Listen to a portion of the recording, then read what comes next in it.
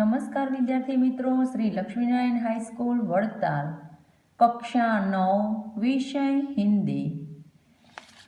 मैं आज आपको पाठ 16 भारतीय संस्कृति में गुरु शिष्य संबंध, जिसका साहित्य प्रकार निबंध है, जिसके लेखक आनंद शंकर माधवन,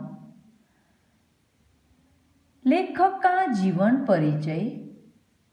तो आनंद शंकर माधवन के जीवन परिचय के बारे में मैं आपको थोड़ी जानकारी प्राप्त कराना चाहती हूँ। जन्म केरल प्रदेश के क्विलन जिले में हुआ। पहचान डॉक्टर जाकिर हुसैन के संपर्क में आने से हिंदू मुस्लिम के मधुर संबंधों के पक्षधर बन गए। महात्मा गांधी के भारत छोड़ो आंदोलन में वे माधवन जी का सक्रिय भाग रहा। जेल में रहकर हिंदी भाषा का अध्ययन किया। जेल से छूटकर भारत भ्रमण निकल पड़े। बाद में बिहार में मंदार विद्यापीठ की स्थापना की। सन 1984 में अद्वैत मिशन और सन 1985 में शिवधाम अभिनव शिक्षा नगरी की स्थापना की। अब आप तीनों संस्थाओं के संचालक हैं। आपके विषय में दार्शनिकता, आधुनिकता एवं आध्यात्मिकता का बहुमूल्य है। भाषा तो मलयालम तथा तमिल दोनों भाषा पर पूर्ण अधिकार होने के बावजूद आपने हिंदी साहित्य में सृष्टि की।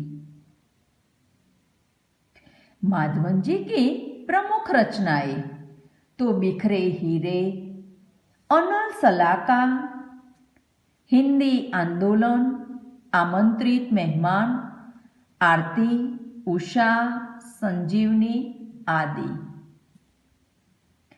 माधवन जी की प्रमुख रचनाओं में आमंत्रित मेहमान पर बिहार राष्ट्रभाषा परिषद द्वारा पुरस्कृत किया गया। तो माधवन जी के परिचय के बारे में थोड़ी जानकारी प्राप्त की। अब हम इस निबंध के विषय प्रवेश के द्वारा थोड़ी जानकारी प्राप्त करें प्राचीन गुरु शिष्य और इस वर्तमान गुरु शिक्षक की प्रणाली को।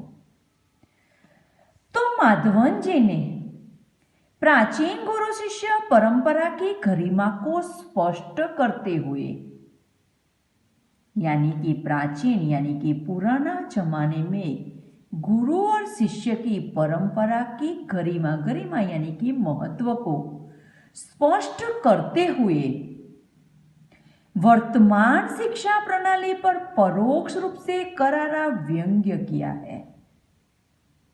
प्राचीन गुरु शिष्य की प्रणाली यानी कि गरिमा और वर्तमान शिक्षा की प्रणाली, उन दोनों के परोक्ष रूप के द्वारा करारा व्यंग्य किया है कि पहला किस प्रकार का शिक्षण था, आज की प्रणाली में किस प्रकार का शिक्षण है।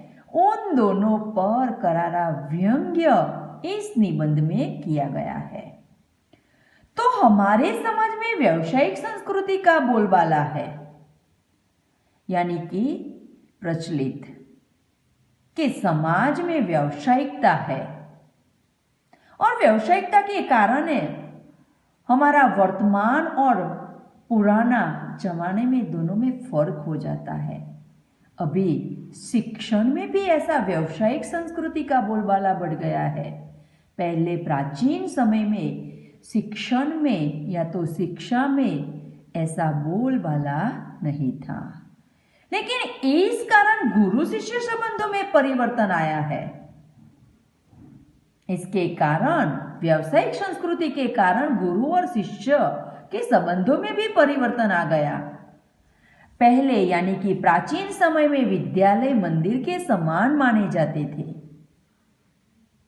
शिक्षा देना आध्यात्मिक अनुष्ठान था, क्योंकि विद्यालय को भी मंदिर के समान पूजा घर माना जाता था और शिक्षा देना एक आध्यात्मिक अनुष्ठान था। आध्यात्मिक यानी कि व्यवहारिक और जिसमें ध्यान हो, प्रार्थना हो और चिंतन शामिल होती थी। अनुष्ठान यानी कि धर्म के साथ नियमानुसार कार्य करने की प्रणाली, यानी कि हम ध्यान से प्रार्थना करते, चिंतन करते और नियमानुसार कार्य करते थे। इसलिए पहले विद्यालय को मंदिर के समान मानते थे और शिक्षा देना एक आध्यात्मिक अनुष्ठान बन गया था। वो परम सुख प्राप्ति का एक माध्यम था। जब हम ऐसे ही विद्यालय को मंदिर मानते थे, शिक्षा देना गुरु का एक आध्यात्मिक अनुष्ठान बन गया था, तब एक सुख प्राप्ति का एक माध्यम यानी कि एक साधन मानते थे। उसे हमें बहुत खुशी भी मिलती थी। लेकिन उस जमाने में पैसे देकर शिक्षा खरीदी नहीं जाती थी। उस जमाने में शिक्षा पैसे देकर खरीदी नहीं जाती थी। अब माधवन जी हमें यही बताना चाहते हैं कि क्या आज वैसी स्थिति है कि शिक्षा को खरीदी नहीं जाती, वो व्यावसायिक संस्कृति का बोलबाला नहीं है, गुरु शिष्य के संबंधों में परिवर्तन नहीं आया? क्या आज वैसी स्थिति है? क्या आज शिक्षा के क्षेत्र में वही निष्ठा, वही त्याग नजर आता है जैसे पहले था कि ईमानदारी से शिक्षा दी जाती थी, शिक्षा ली जाती थी? एक गुरु के प्रति और शिष्य के प्रति त्याग की परायणता थी, समर्पण भाव था। क्या वही निष्ठा और वही त्याग आज नजर आता है? लेखक के क्षेत्र में यानी कि लेखक ने हमें अंतर्मुख होकर सोचने के लिए बाध्य किया है। इस निबंध द्वारा लेखक ने हमें अंतर्मुख होकर सोचने के लिए बाध्य किया है। तो आज हम भाग 1 में इतना ही देखेंगे। अब अगले निबंध हम क्रमशः भाग 2 में देखेंगे।